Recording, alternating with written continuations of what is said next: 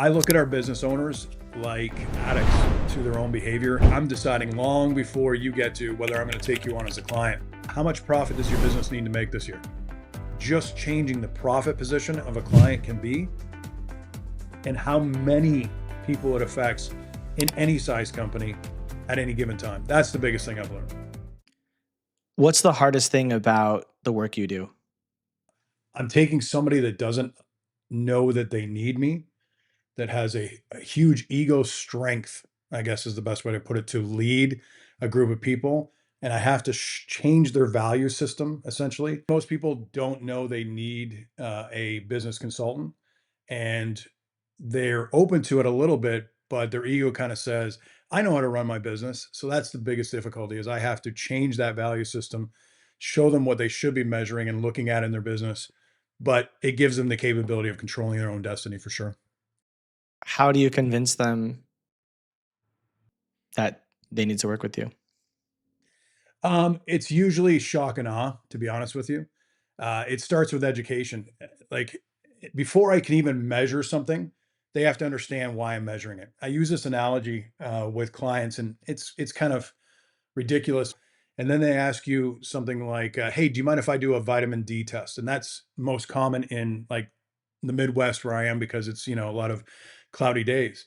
And I'm like, "Well, why would I get that measured?" And they say, "Well, you get that measured because it's dark here and there's depression and anxiety and your vitamin D." Now, I usually say no because I'm a pretty happy guy. But if they would have told me what the real reason is, which essentially is all the supplementation you take in your entire life, all of like the macronutrients, if you have a low vitamin D, you're in a position that it actually does not penetrate, I guess, or you do not absorb. So if they would have told me, hey, all the supplements you have, they're not absorbing, I would. So the point is they're measuring it, but they're not educating. And for me, I have to educate a client first and foremost on why I'm even measuring it until they're going to get interested. So if they don't understand and interested, that's the best hook, I guess is the best way to put it. Long winded, but that's the best hook. I found a therapist in Portugal, a physical therapist. I was having back pain. And I went to her and she's like, okay, well, what are you taking? Because she's like a holistic therapist. So she does like several different things combined, but she's not like an MD. Um, but she cares about all of these things. What are you taking? What are you doing? Because they impact a lot of things that. So I told her all of the vitamins and supplements I'm taking because I'm vegetarian. So I have to take more than normal people because I may not be getting all of the vitamins from a normal diet. And she's like, oh, you're taking D3, but I didn't hear you say K2. I go, what's K2? She's like, well, K2 is the thing that activates your D3. And I was like, oh, she's like, yeah, so you can actually buy a D3 K2 combo supplement so that it just activates your D3. And so you get all of the benefits of that D pill and it actually works for you. And it was cool because like she's not an MD. Her job doesn't need to be to educate me. Her job was to like get me out of pain. But, coincidentally, she helped me to better manage my life. And I thought that was really cool and I appreciated that. So how do you actually apply that? Right, you said I do shock and eye, blah, blah, but like how do you actually show them that? How do you educate them? So the first thing is I kind of do a triage of the hook. I usually, when I say hook, and it sounds manipulative, but I ask a very specific question to start off. How much profit does your business need to make this year? And a lot of people are even stunned by the question. Like you would think that they would automatically. And the most common answer they go to is, "I would like to make 10%. That's what I would like to make." Everybody says that's kind of like the end all be all. And when they say that, I say, "I know what that's what you want to make, but how much does your business have to make?" And that's where the hook starts. Because now I say once they say, "Well, what do you mean?" And I stand up and I go, let's make sure we're on the same page. I'm now able to actually start educating them on there's 5 dimensions of profit that a company needs to make. And they go on a scale from essentially non negotiable or crisis almost, all the way up to option. And so by educating them on that triage of profit in itself, some of them could be debt service, working capital issues, retirement, value of a company. Last but not least is just their lifestyle. And they're not combined. They're kind of in a scale of these are non-negotiables or the floor all the way up through option.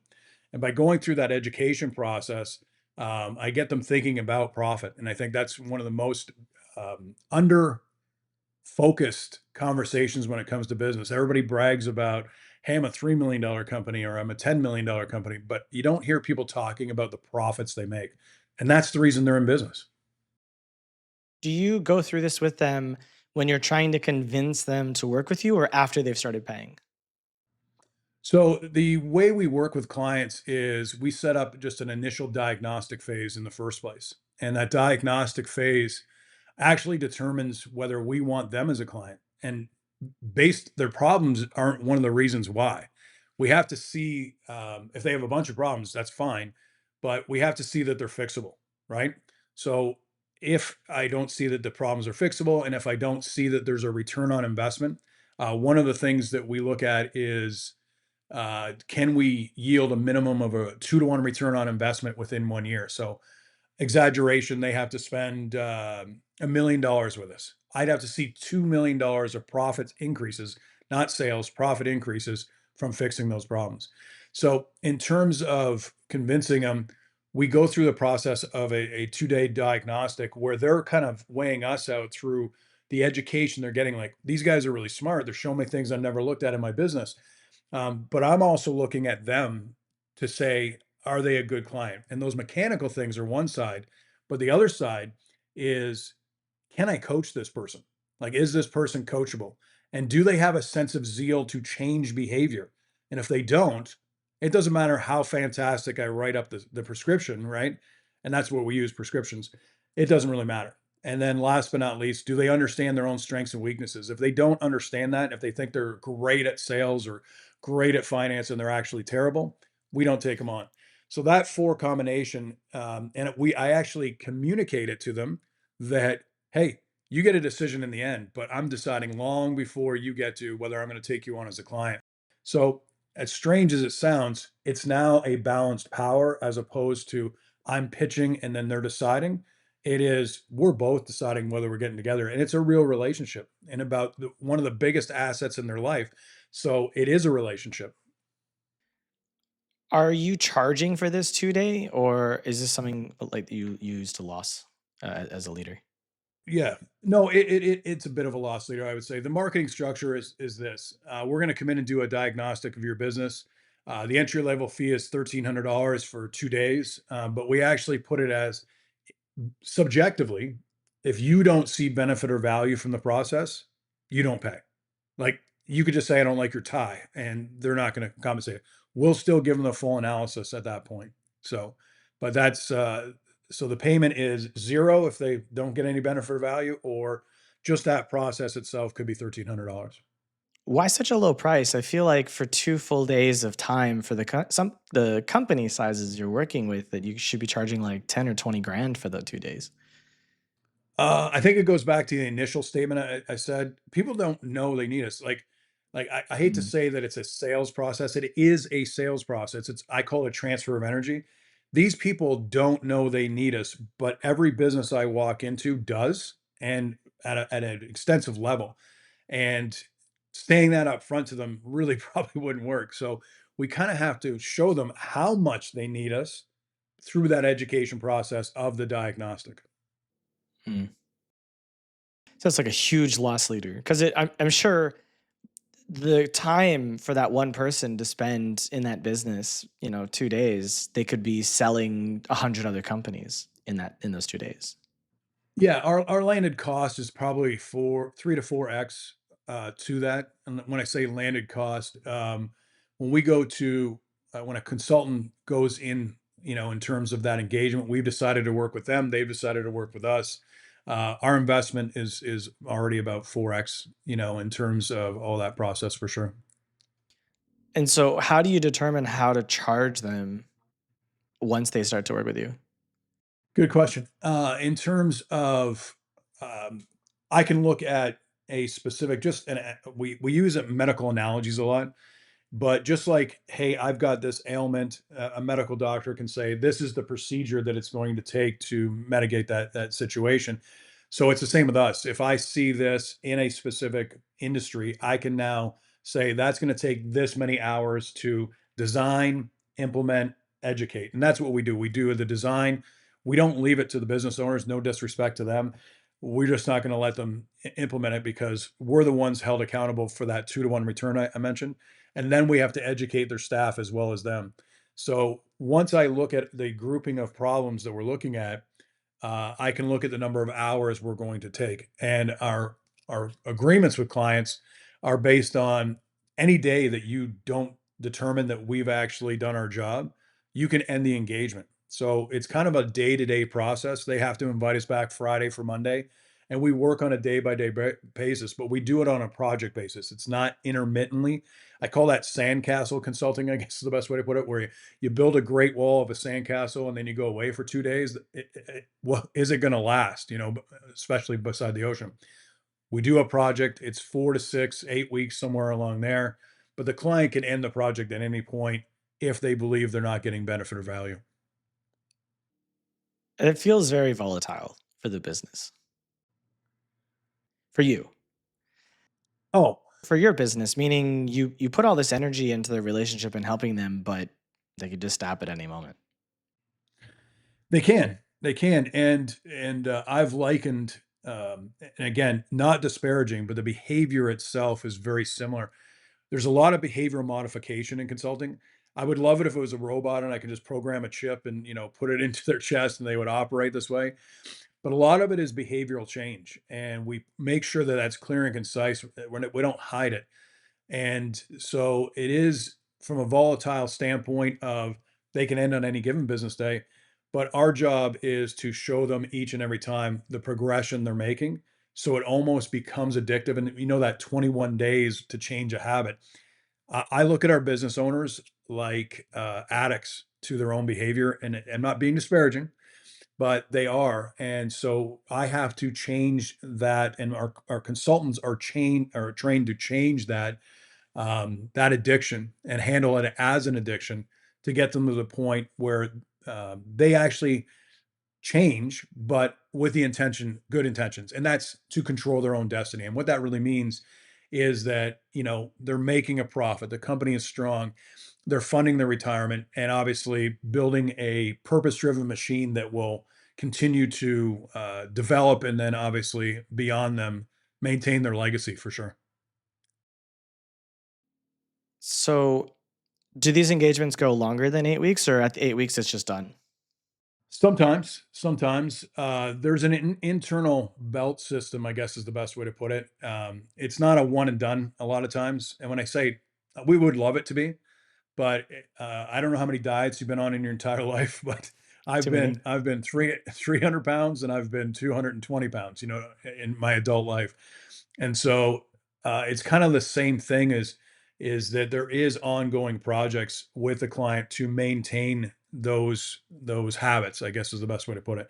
And it can be in different intervals. It can be 2 years. So we'd rather put the project in that 8 weeks and then circle back in a year. Hey, are you still on the diet? Are you still doing all the calisthenics sort of thing? And we may have to pick it up from 75% of the acumen or habits we've changed. We might have to pick it up at all these different intervals, recalibrate that, uh, supplement it again, and then go on to maybe the next level of business acumen. So you're saying that your guiding post is 2x profit return in a year. What does a Correct. typical client's result actually look like? So I'm sure you understand that because we're held to that standard, and there's some caveats, like they have to complete a whole project. In other words, they have to take all the medicine. If they, stop halfway through, then that assurance doesn't hold true. But they have to complete the whole project, and the only participation after that, really, on their part, is we want to see the dashboard, right? And they have to show us the dashboard that we've created for them, and they have to discuss it with us for at intervals of let's say every 4 weeks for a year. So as long as they do all of that, what we found up front is I can quantify mismanagement on any company. And when I say typically I can quantify it, I can go in, look at all of the different areas in their business and quantify not only that that problem exists or there's a weak area in their company, but the other part is I can actually determine how much that's costing them very specifically. So once I've quantified all those dollars and then I quantify all the fixes, it's pretty easy for me to see that minimum of a 2-to-1 return on investment. And of course, because of margin of error, like I said, they're not robots. We're typically looking for a 3-to-1 with the assurance of a 2-to-1. So you can, at any interval, go back into their business, look at the dashboard, and go, I can see that you guys haven't been doing exactly what you said you were going to be doing. And as a result, I see that you've lost out on 10% of your profit potential based on, slacking off on this one metric. Absolutely. And moreover, we're not just like the one time, right? We're not just like, hey, you messed up one time. It's a three strike, you're out kind of thing. Like warning, hey, look at they're not doing this, see the effect. And then we go back and we go, hey, warning, you know, and then the third time, no, it's three strikes. And then essentially we say, fix it or we're out. And that's pretty much where we are. And again, um, if it is the way the 2-to-1 assurance works is if they're doing all the things we're supposed to do and we can't identify something overall, we're going to extend our resources. We're going to send people back at no charge until we actually meet that. So that's what the assurance is. A guarantee kind of says, well, I'm going to try all this stuff. And if I drive your company into the ground even further, I'll just give you your money back. That's a guarantee.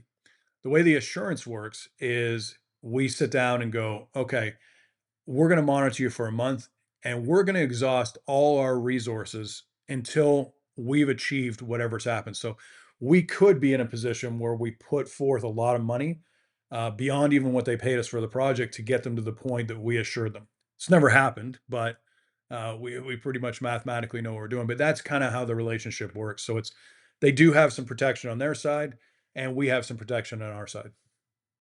So you go into this dashboard and you manually look, or do you have automation set up so that if something starts to become a problem, the dashboard notifies your company so that you can go and intervene before it becomes a problem? So the answer is we have the availability of both, but honestly, most commonly used, probably 75%, is more of the manual side.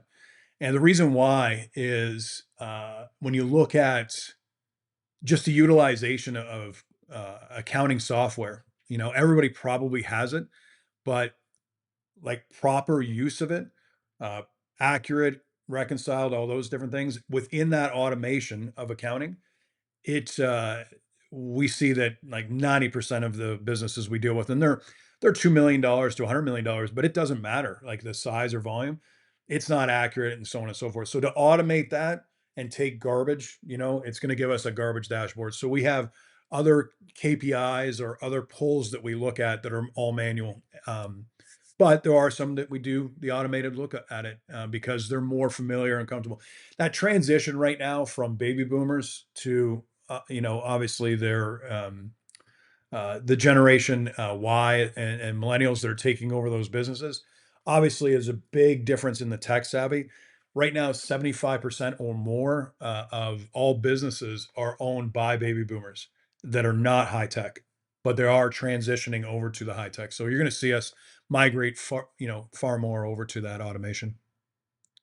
So you were saying that the automation is generating garbage data. Why is that? The like I said, just to give you some sheer numbers, our firm will engage and do that diagnostic phase I was telling you about 11,000 times this year, right? That's 11,000. We're going to look at 11,000 sets of financials in that size, all trades, all industries, all sectors, as long as they're privately held. And the issue is, in most cases, um, business owners don't value accounting, right? They don't value it. And the reason they, a lot of them, that is because accounting is such a lagging indicator. that even if you don't have a lot of business acumen, you're realizing I can't make decisions off of it. So because they can't make decisions off it and they only see it as a prerequisite or a requirement of the IRS to be able to show how much they pay taxes, they're kind of cavalier about really reconciling it and making sure it's accurate because it doesn't do anything from a management standpoint. And so in that, that's where we kind of get the garbage. So we almost have to build better ways to measure, specifically proactively, with leading indicators. We have to build something in them that's almost customized to be able to pull the information we have. If it was pure automation, there's always the sense that if they take the same approach that they do to that accounting, that we're going to be looking at wrong numbers. We're going to be looking and reacting to wrong numbers, and we don't want to do that. And that's what I mean by garbage in, garbage out. Mm. I was gonna say because I've done a lot of automating for the work that I do, and I noticed that sometimes the automations break, and you don't want your automations to break. So I thought the issues you were referring to is this sometimes the automations just don't do their job. But if the data input is bad, then that's obviously really bad. And it's good that you recognize that because I think a lot of people don't recognize that sometimes the data can be bad. It can be not clean if you're dealing with data processing, things like that. Um, yeah. So it's a very important skill to to be able to reconcile. Well, yeah, we have to be able to because reaction, like it is like reading a blood panel or an MRI in a business. That's really what we're doing. And if it's contaminated in some way, then we're going to react and again uh, allocate resources on half information. So we don't rely on accounting alone. We look at different aspects like bank reconciliation. We look at different aspects in terms of um, the accounts they have with different vendors and all that kind of stuff, and it gives us a real understanding, specifically of cash flow. That's what we tend to use. Do you have a system that automates collating all of that information to generate reports for you? Or like how do you manage? Because it's like 11,000 companies in a year. It's like a headache for any business.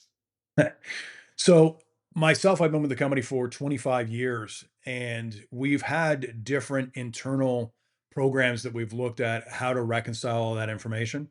But it was always still looking at lagging information, and it did comparisons like it would be similar to like an FP&A software of some sort, where it takes and creates all these derivative equations off historical information, and that's what we had. And so I've gone through 88,000 businesses in my career and growing, right?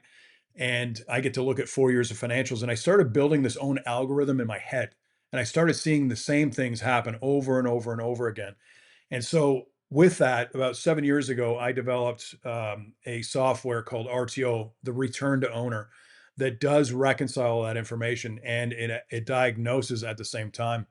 And I broke business down to 11 separate biomarkers, and those biomarkers themselves really put the client in a position that instead of estimations or guesstimations or assumptions like let's just say when I was trainer pounds, I had a big gut. So I probably have a bad back. You know, those assumptions where you can kind of look and say, instead of doing that, I can actually pinpoint the exact performance that company has to have that particular year to either maintain health or even get back to a state of health.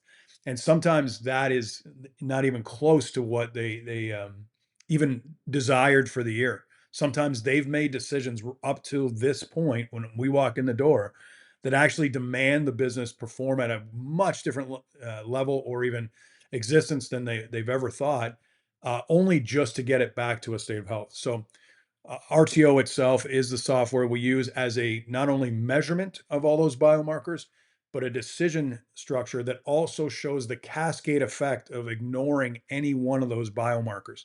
It'll show you missed this one. Here is the effect, three different directions based off of that. And so the ability to see that at all times is the use of that for reconciliation. What's the most important thing you've learned in the course of your career, especially among using this software with businesses? The biggest thing I've learned um, that it's not even going to be related to the software is how important the work, like if you serve small, medium sized businesses, right? Sometimes people don't understand how big like your work is. And when I say that, is people are saying, where are you going philosophically with this? When I go into meet with a client, when one of my employees, and we have 1,000 of them, goes in to meet with a client, is like you have to be quote unquote on. And people think when you say on, it's let's get revenue. You got to make that sale, sort of thing. That's that hustle got to be on. No, what you have to do is take somebody that absolutely needs us, doesn't know they need us, and we have to be on from the standpoint of being able to gain their trust accurately, gain rapport with them, and educate them to make a good decision. Because here's the impact, and this is the biggest thing I've learned. You own a business, Sean. Let's say I walk in and I'm talking to you, right? Some people think that our communication, our transaction, or transition that we have is only affecting you. It's not.